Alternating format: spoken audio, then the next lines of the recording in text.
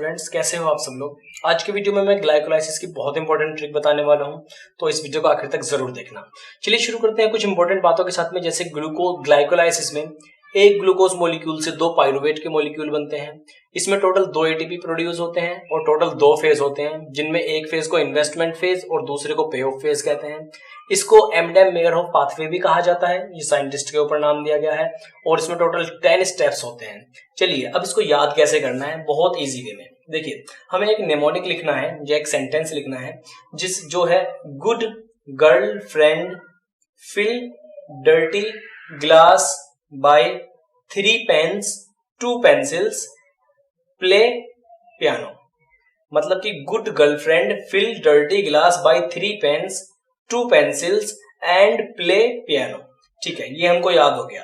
अब इसका जो फर्स्ट अल्फाबेट है हर एक वर्ड का, इससे हमें कंपाउंड लिखना है। जैसे कि G for glucose, G for glucose 6 phosphate, फिर उसके बाद में फ्रक्टोज 6 फॉस्फेट। मैं शॉर्ट फॉर्म में लिख दे रहा हूं यहां पर, आप इसका नाम पूरा लिख लेना जब आप नोट्स बनाएंगे।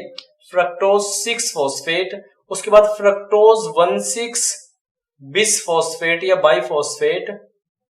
उसके बाद ये कन्वर्ट हो जाता है 2 कंपाउंड में, जिसका नाम है DHAP या फिर ग्लाइसरल्डिहाइड 3 फॉस्फेट। इसको आप इजीली याद रख सकते हैं, इस वाले अल्फाबेट से आपको यहाँ पर लिख लेना है। जैसे कि यहाँ पर D है तो ये D लिख लेना है। उसके बाद 1,3 बिस फॉस्फो ग्लाइसरेट, उसके बाद 3 फॉस्फो ग्लाइसरेट, उसके बाद 2 फॉस्फो ग्लाइसरेट, फिर फॉस्फो इनोल पाइरुवेट और लास्ट में सबसे बनेगा क्या, पाइरुवेट। देखिए कितनी आसानी से याद हो गया।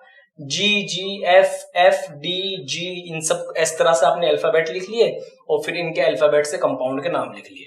अब एक इंपॉर्टेंट बात और आती है कि इसके एंजाइम्स को हमें कैसे याद रखना है। उसके लिए एक बहुत इंपॉर्टेंट ट्रिक है। फिर से एक नेमोनिक लिखते हैं। यहां पर हम लिखते हैं हार्दिक प्रपोज्ड प्रीति। प्रीति का तो नाम आप जानते होंगे, बहुत फेमस है। Hardik proposed Preeti at Ganga but Preeti proposed Ishaan Pandey. देखिए मैंने पूरा नाम नहीं लिखा गंगा, बट मैं लिख देता हूं, कभी आप कंफ्यूज हो जाएंगे। प्रीति प्रपोज्ड ईशान पांडे। तो ये एक और निमोनिक हो गई। मतलब एंजाइम कैसे याद रखने हैं।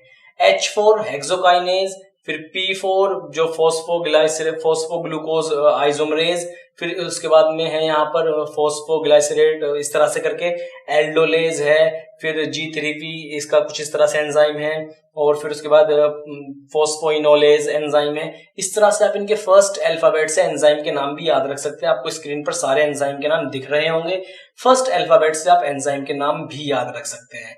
तो कितने सिंपल वे में आपने पूरी की पूरी ग्लाइकोलाइसिस पढ़ ली और उनके एंजाइम के नेम्स भी पढ़ लिए और उनके बारे में कुछ इंपॉर्टेंट बातें भी पढ़ ली। तो अगर वीडियो इंपॉर्टेंट है, अच्छा लगा हो तो लाइक कर देना, चैनल को सब्सक्राइब भी कर लेना और इसी तरह के अपडेट्स के लिए हमारे चैनल पर बने रहिए।